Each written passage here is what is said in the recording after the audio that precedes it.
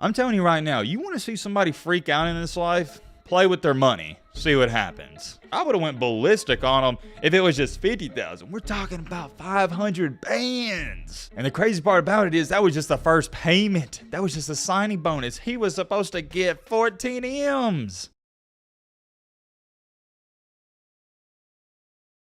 Well, the Chernobyl of college football has officially happened. We now have our first major NIL incident. To tell you the truth, it had a pretty good run there because there wasn't anything catastrophic like what we're about to talk about in this video. How long has NIL been in effect? I'm going to look it up just to be safe here. Okay, so the NIL officially started in 2021 of September. That's what I'm seeing here from ESPN. As when I'm speaking, it's around late May. So yeah, we had a good 2.5-year run. Not too bad at all. Because a lot of people thought this thing was going to blow up within the first year or two. I started off this video by saying this is the Chernobyl of college football, at least in regards to the NIL, because I firmly believe that. There's multiple reasons as why I say that. We're going to talk about all those in this video, but the main one is because a young man, a kid, lost out on nearly $14 million. Why did he lose out on 14 M's? The short answer is, buddy got screwed over. Welcome to life. The long answer is what we're about to get into, so strap in, buckle up, get your snack, get your popcorn, hope you're ready. We got a lot to talk about and go over. Jaden Rashada, who you're looking at right here, unfortunately for him, he's the main character of this incident. I'm sure many of you know his story, you're caught up to date on him, but for the people that don't know, let me give you a brief, and I mean a brief run through. Top quarterback coming out of high school, he originally decided to go to Miami because they were offering him a bag, but then he decided to go to Florida, so he decommitted from Miami because they gave him a bigger bag. It seemed like it was set in stone. He was going to be the quarterback of Florida. He was going to be the future, but then at the last second, he asked for a release of his NIL, or my bad, NLI, because there are two different things here. The NLI is National Letter of Intent. Florida granted him his release. We're going to get to all of that in just a second. He ends up at Arizona State last year, and of course, it wasn't too good. He did start one game, he played in 3, and then he entered the portal, and here we are. Now he's at Georgia. Safe to say he's had a wild past 16 to 20 months. I know we zoomed through that, but to tell you the truth, that's all you really need to know about him. He was a top, sought-after quarterback, and there was a couple of teams offering him the bag coming out of high school. Well, as you can see right here, breaking. Georgia quarterback Jaden Rashada is suing Florida head coach Billy Napier and top Gators booster Hugh Hathcock for fraud, among other allegations, over failed $13.85 million NIL deal. Interesting. Let's take a look at this. The complaint, filed in the Pensacola Division of the U.S. District Court for Northern District of Florida, details a number of counts alleging Napier, Hathcock, and others fraudulently induced Rashada, then a highly regarded high school quarterback prospect, to attend Florida with no intention of following through on their financial promises. Specifically, the lawsuit claims, quote-unquote, fraudulent misrepresentation and inducement, aiding and abetting fraud, civil conspiracy to commit fraud, negligent misrepresentation, tortious, is that how you say that word? Interference with a business relationship or contact, and aiding and abetting tortious interference. I have never in my life seen that word. Tortious?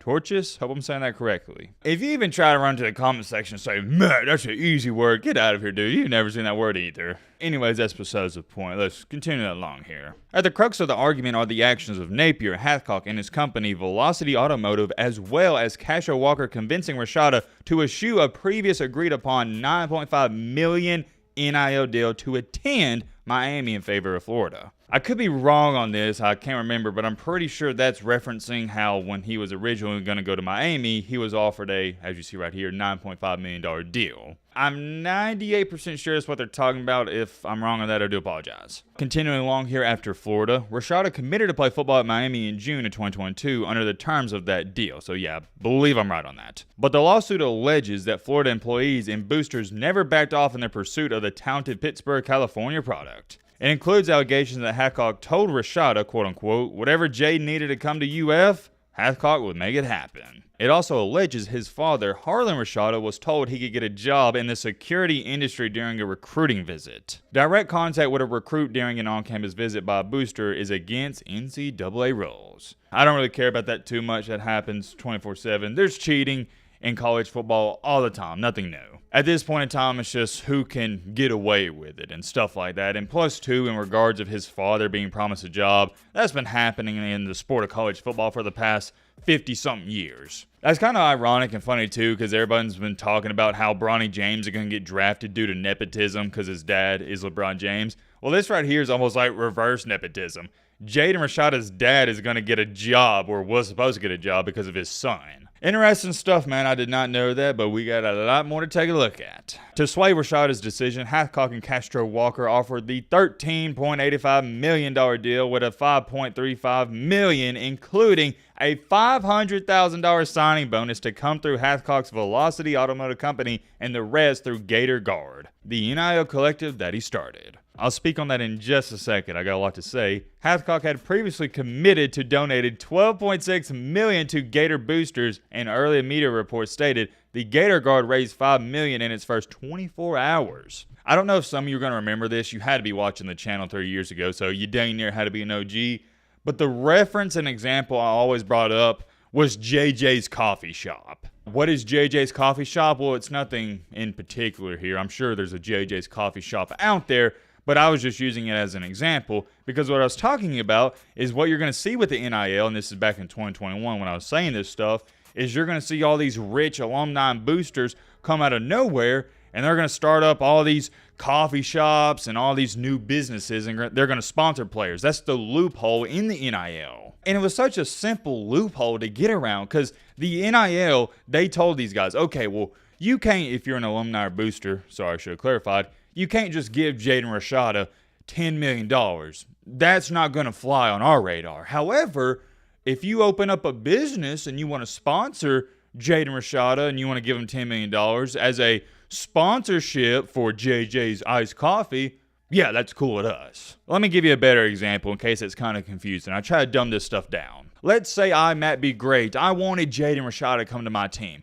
Why couldn't, as Matt B. Great, write him a $10 million check to him, Matt B. Great, to Jaden Rashada? Can't do that. But I could, theoretically speaking, open up MBG's Iced Coffee or MBG's Pizzeria, and I could sponsor him that way, still giving him the $10 million, but it's through the company. That was what was going to happen here, or what was looking like it was going to happen. This Hathcock guy and Castro Walker, they weren't going to write Rashada a check themselves. They were going to do it through the Gator Guard. In my humble opinion, it's kind of stupid that they even make them do this through a company, because we all know what's going on. I just broke it down for you. JJ's Iced Coffee, or Matt B. Great's Pizzeria, or Gator Guard, none of it's a real deal serious company. It's just a way to launder the money. And everybody and their mama knows these alumni boosters are doing this illegally. The only way to make it legal is, like I just said, you open up a business. I could talk about that all day. We may come back to that later in this video. All you need to know is Rashada was offered this amount right here, nearly $14 million, including a $500,000 signing bonus.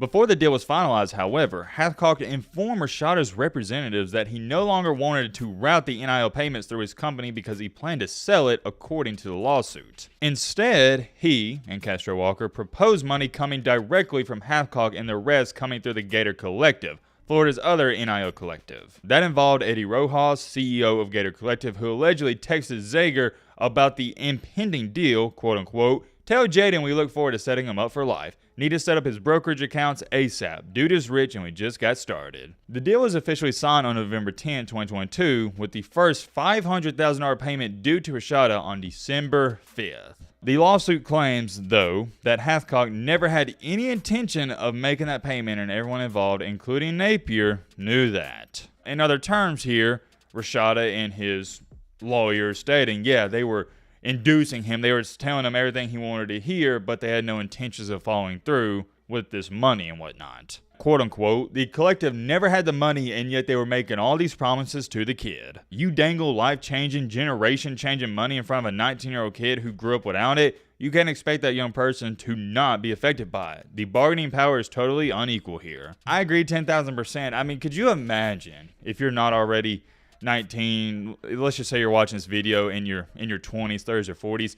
Could you imagine as a 18, 19, 20-year-old kid, a young man, someone promising you $13.85 million?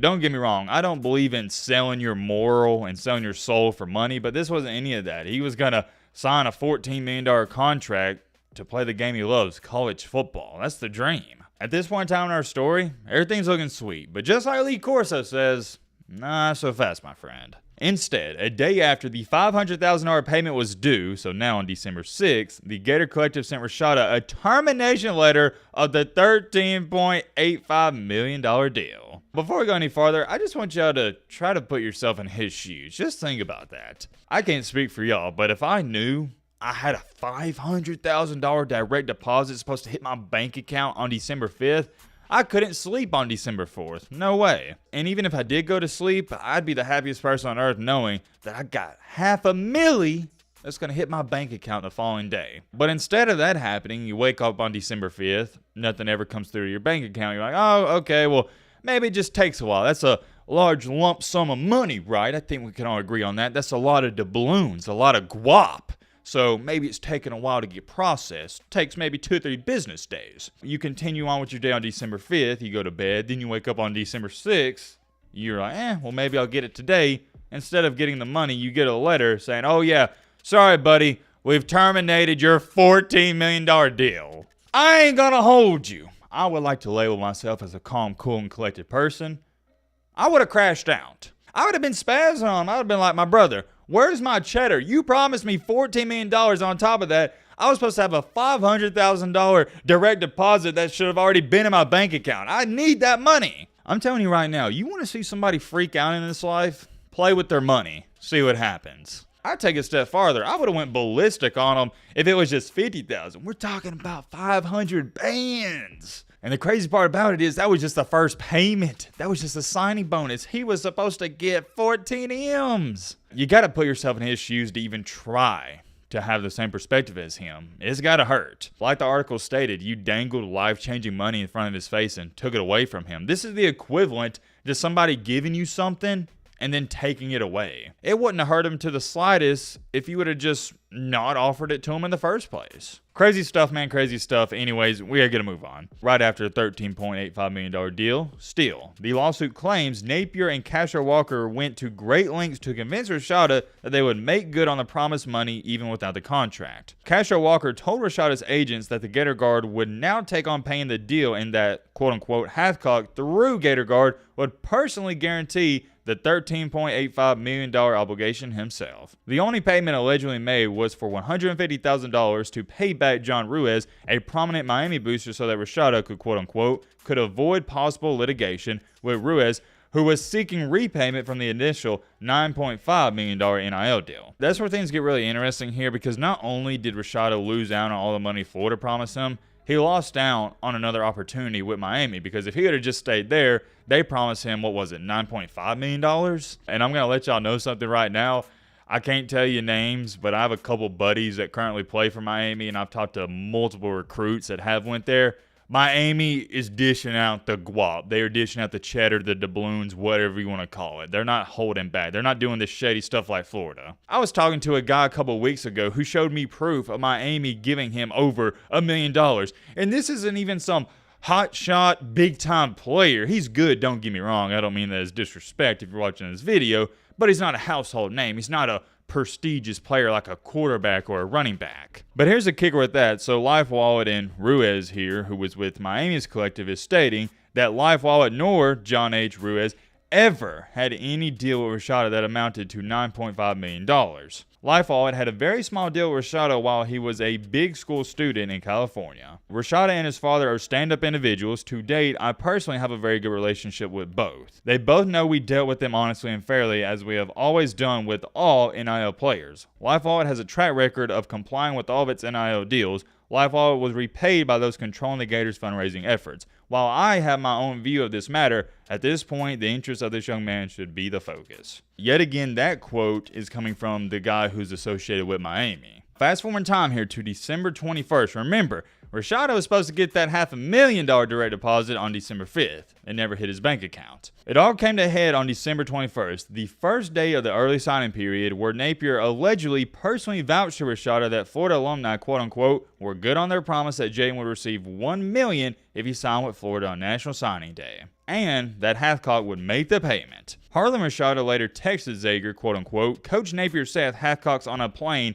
and that he will wire $1 million. He wants the paperwork, and I'm sending it if you are good. It claims that Cashel Walker threatened Rashada that if he did not sign, Napier might pull his scholarship offer. So now I don't think this is too crazy to say. It looks like they're trying to blackball the kid, where they're saying, hey, if you don't sign now for this $1 million deal, we're just going to pull your offer. How about that? Apparently and allegedly, they were applying some serious pressure to the young man, and I'm not a fan of that. Harden told CBS Sports that Napier never should have been making those promises, which at the time were also against NCAA rules. Quote unquote, that's not a role he should have been involved in. He shouldn't have made those promises, and he should have stayed out of that whole area. Going back to this lawsuit, though, they're not really claiming that Florida did anything wrong. They're more so upset, and they're claiming that due to everything that went on with Florida, Rashada lost out on $9.5 million with Miami. In total, the lawsuit argues that Rashada is the victim of a new world where boosters have never had more influence. Quote unquote, Jaden's miserable experience reveals in stark and dramatic detail what can happen to young student athletes when wealthy, win-at-all-cost alumni insert themselves into college football's recruiting process. And that is how the article ends. Whew. Man, what do y'all think about that? It goes without being said, this is extremely controversial, and I expect our comment section itself to be controversial. The one argument I've seen everybody say these past 24 hours is, oh, well, that's his fault. He thought he was worth up to $14 million. The joke's on him. Nobody's worth up to $14 million. And hey, I understand that argument, and I agree with it to a certain extent, but you also got to understand that's not the point of all this. The whole point is Florida promised him at one point in time $500,000, that payment never went through, and then they told him they give him $1 million on signing day, and that never went through. Unfortunately for Jaden Rashada, here's the one big problem with this. I've taken a look at all this. I just went through the entire article. I've read multiple different articles.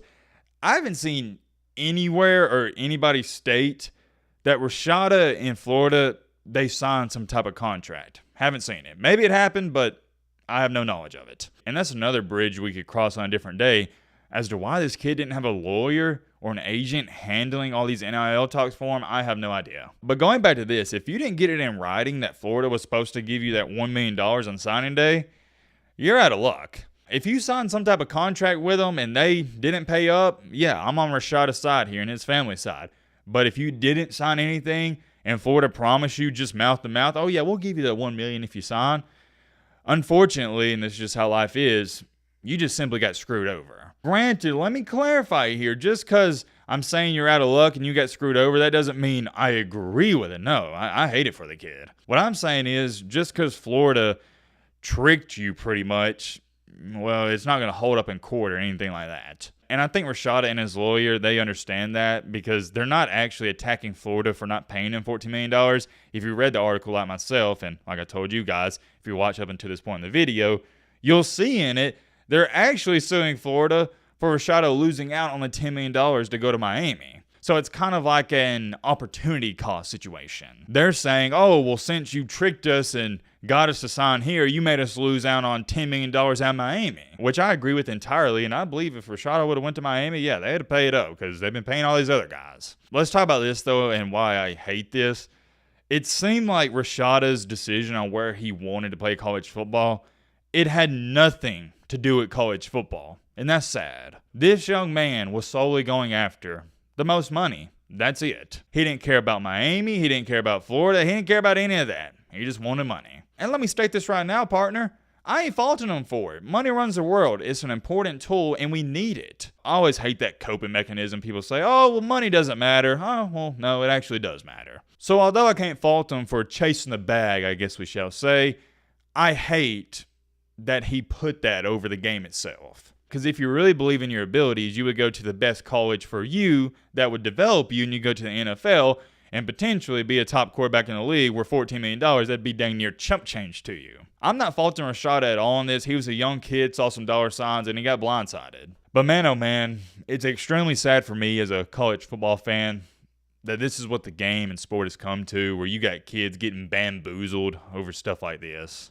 Don't get me wrong, I'm all for the NIL, y'all know this, but I kind of miss the days where kids chose to go to Florida or they chose to go to Georgia, LSU, Alabama because they wanted to play there. They really loved the college. They loved the university. They loved the coaching staff, the head coach, all that stuff. Nowadays, it's like, oh, yeah, well, Florida's cool and all. Texas is cool and all, but where's my Lamborghini? Do I not get a Lam truck if I commit here? Do I not get a Ferrari? How much money are you going to give me per month, etc., etc.? And not all players are like that. I talked to a lot of these guys. I'd say 95% of these athletes, they love football first, and then second, the NIL is just a benefit. A good example is my man Travis Hunter. You can tell with Travis, he loves the game. He loves the grind. NIL, it's just benefited his life. NIL was never a main focus for Travis Hunter because I think he's a smart young man and he knows all that had come with it. There's many more things I could say. This video's already been long enough. Extremely interesting situation, and I'm curious. Let me know your thoughts down below. But roll it.